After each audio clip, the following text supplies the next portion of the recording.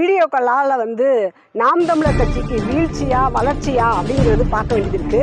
இந்த சாட்டை துரைமுருகனை கைது பண்ணி நாம் தமிழர் கட்சி ஒன்று இருக்கு, நாம் தமிழர் கட்சி இருக்கு ஒன்றுன்னா பார்க்க ஆரம்பிக்கிறாங்க. அது மட்டும் இல்லாமல் அது நாம் தமிழர் கட்சியில் இருக்கக்கூடிய பழைய வீடியோக்கள் எல்லாமே நம்ம பார்க்கணும். திமுக 70 ஆண்டு காலமாக மக்களுக்கு என்ன செஞ்சது அப்படிங்கிறது மக்கள் அதிருப்தியில் இருக்காங்க. அதிருப்தியில் இருக்கும்போது வளர்ச்சியை அண்ணன் சீமான் அவர்கள் எப்படி எடுத்துக்கிட்டு போக போறாங்க அப்படிங்கிறத நம்ம பார்ப்போம். எப்பவுமே உண்மையா இருக்கிறவங்களுக்கு அதிகமாக அரசியல் சூழல் எப்படி இருக்கு, எதிர்காலத்துல நாம் தமிழர் கட்சி இப்ப நாம் தமிழர் கட்சினா நாங்க கொள்கைகளோட இருக்கோம், கட்டுப்பாடுகளோட இருக்கோம் அப்படின்னு பேசுறீங்க. ஆனா உள்ளுக்க இந்த மாதிரி எல்லாம் நீங்க உள்சார்ந்து பேசிக்கிறீங்க, இது தவறா இருக்கு அப்படி ஒரு சிலர் விமர்சனங்களுக்கு. அனைவருக்கும் வணக்கம். இந்த நாம் தமிழர் கட்சி சார்பாக கடந்த காலங்களாக வரக்கூடிய இந்த வீடியோக்களால் நாம் தமிழர் கட்சிக்கு வீழ்ச்சியா வளர்ச்சியா அப்படிங்கிறது பார்க்க வேண்டியது இருக்கு. இந்த சாட்டை துரைமுருகனை கைது பண்ணி அவரோட கைபேசியை காவல்துறை பற்றி அதில் இருக்கக்கூடிய தகவலை திருச்சி சூர்யா அவர்களுக்கும் திமுகவின் ஐடி விங்குக்கும் அந்த தகவலை கொடுத்து அதை வீடியோ லீக் மாதிரி பண்ணி இன்னைக்கு பத்திரிகை, அதாவது டிவி சேனல், ஃபோனு எல்லா இடங்கள்லையும் இன்னைக்கு நாம் தமிழர் கட்சி சார்ந்த அந்த வீடியோ தான் பெரிய அளவு பரப்பிக்கிட்டு இருக்காங்க. இதை அரசியல் விமர்சகர்கள் இதை எந்த மாதிரி பார்க்குறாங்க அப்படின்னு பார்த்தா, இது நாம் தமிழர் கட்சிக்கு ஒரு வளர்ச்சி பாதையை நோக்கி தான் கொண்டுட்டு போகுது. இந்த வீடியோ லீக்கேஜ்னால நாம் தமிழர் கட்சியை வீழ்த்திடலாம்னு திமுக திட்டமிடுறது தவறானது. இது நாம் தமிழர் கட்சி இப்போ வளர்ந்துகிட்டு இருக்கக்கூடிய ஒரு கட்சிக்கு மிகப்பெரிய ஒரு வளர்ச்சியை கொடுக்குது. எல்லா மக்களும் நாம் தமிழர் கட்சினா என்ன அப்படிங்கிறத நாம் தமிழர் கட்சி ஒன்று இருக்கு, நாம் தமிழர் கட்சி இருக்கும் ஒன்றுன்னா பார்க்க ஆரம்பிக்கிறாங்க. அது மட்டும் இல்லாமல் அது நாம் தமிழர் கட்சியில் இருக்கக்கூடிய பழைய வீடியோக்கள் எல்லாமே கடகடகடன்னு எல்லா சேனல்களையும் அதிக அளவுமா இந்த பரப்பிக்கிட்டு இருக்காங்க. இந்த நாம் தமிழர் கட்சிக்கு பெரும் அளவில் உதவிய முதல்ல திமுக ஐடி விங்குக்கு முதல்ல நன்றி சொல்லிக்கிடுவோம். அவங்க தான் இன்னைக்கு நாம் தமிழர் கட்சியை பெரிய அளவில் இன்னைக்கு வளர்த்துட்டு இருக்காங்க.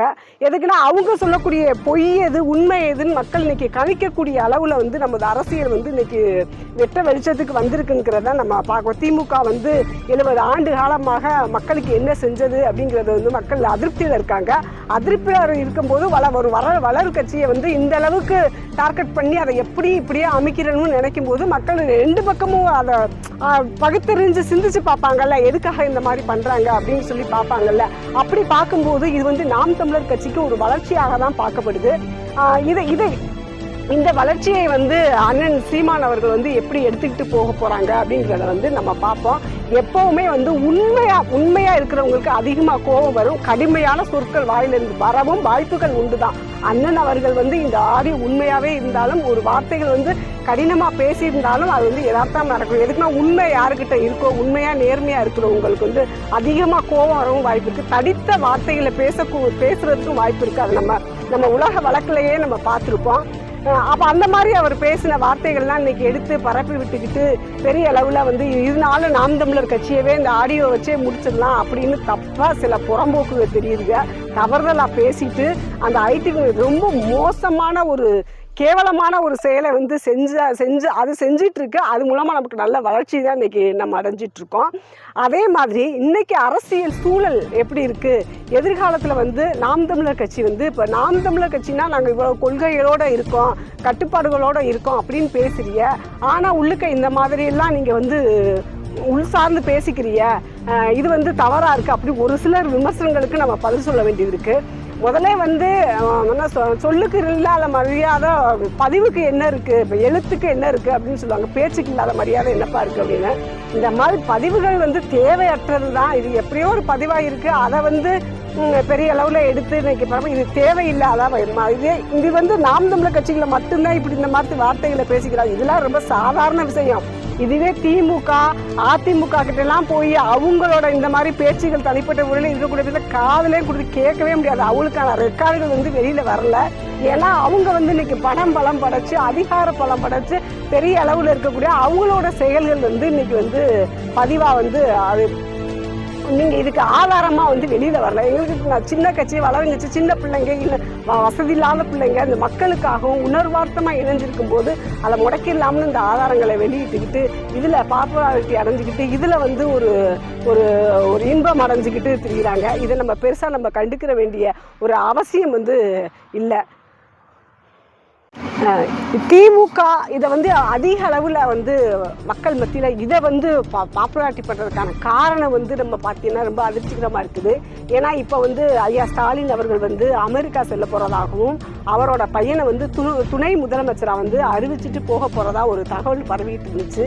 துணை அமைச்சராக வந்து அவரை அறிவிக்கும் போது கட்சிக்குள்ளேயே இருக்கக்கூடிய பழைய தலைவர்கள் சீனியராக இருக்கக்கூடியவங்க வந்து இப்போ அவரை ஐயா துரைமுருகன் அவர்களை எனக்கு துணை முதலமைச்சர் பதவி கொடுத்தா நல்லா இருக்குமே அப்படிங்கிற கருத்தை சொல்லியிருக்காரு. அதே மாதிரி சமூகம் சார்ந்து 70 ஆண்டு காலமாக கட்சியிலே இருக்கக்கூடிய முக்கிய அமைச்சர்கள்லாம் வந்து எனக்கு கொடுத்தா நல்ல துணை முதலமைச்சர் பதவி கொடுத்தா நல்லா இருக்குமே உள்ளுக்க வந்து மிகப்பெரிய ஒரு ஒரு ஒரு பூசல்கள் அதிகமாக வந்து ஒரு உரசல் வந்து அதிகமாக ஏற்பட்டிருக்கு.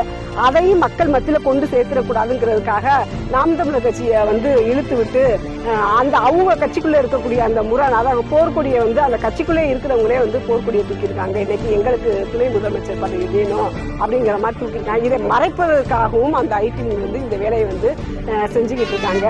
இப்போ வந்து கள்ளக்குறிச்சியில் இறந்தப்ப யாராவது வெளியில் வந்து அவங்க பேசினாங்களா? நீங்கள் பார்த்துக்கலாம் அந்த கட்சியில் அந்த அந்த அது சார்ந்து பேசக்கூடிய ஊடகங்கள் வந்து அதாவது திமுக சார்ந்து ஆளுங்கட்சிகள் சார்ந்து பேசக்கூடிய ஊடகங்கள் வந்து மக்கள் பிரச்சனைக்கு எதுவுமே வந்து வெளியில் வந்து பேசுறது இல்லை.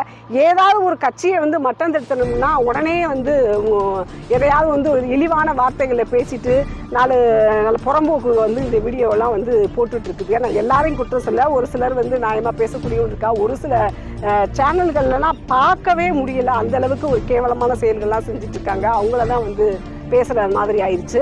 அவங்க கட்சியில் அதாவது திமுகவில் இருக்கக்கூடிய இந்த ஒரு ஒரு உரசலை வந்து அதாவது போர்க்கொடி துணை முதலமைச்சர் யார் அப்படிங்கிற ஒரு உரசல் பெருமளவு நெருக்கடி இருக்க காலத்தில் வந்து அதை வந்து வெளியில் கொண்டு வரக்கூடாது, அது மீடியாவுக்கு தெரிஞ்சிடக்கூடாது அப்படிங்கிறதுக்காக தான் வந்து இப்போ வந்து இந்த நாம் தமிழர் கட்சியை ஒரு டார்கெட் பண்ணி அந்த வீடியோவை எடுத்து போட்டு அந்த திசை திருப்பி இன்னைக்கு வந்து தமிழக மக்களை வந்து திரும்ப அந்த ஏமாற்று வேலையில் வந்து திமுக வந்து செயல்பட்டு இருக்குங்கிறது தான் நிதர்சனமான உண்மை.